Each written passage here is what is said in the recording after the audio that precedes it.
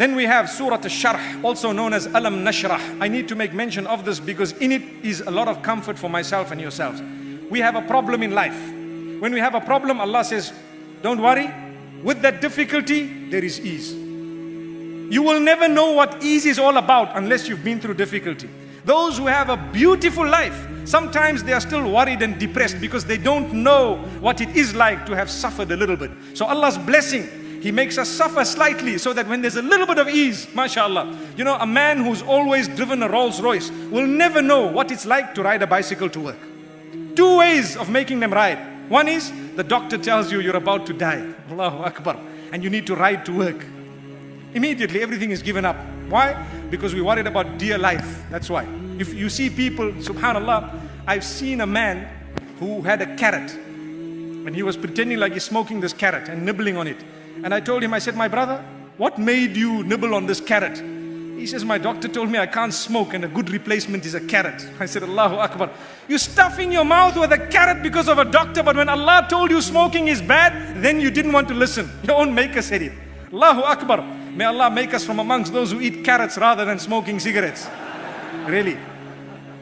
So my brothers and sisters, it's a reality. Whenever there is a person who has tasted goodness alone and they don't know what difficulty is about, there comes a time when they do not appreciate what they have. So like I was saying, two ways. One is Allah snatches it away from you, so you now have nothing. So many people have climbed the peak in terms of materialistic items, and then they've dropped down the mountain. They say it's easier to drop from the top than it is from the bottom. Allahu Akbar. When you're right at the top, a small movement and you roll down. You're with the avalanche one time. And when you're at the bottom, they can kick you. If you drop, you stand up again and you're walking. Same level, mashallah. It's all about altitude. May Allah protect us.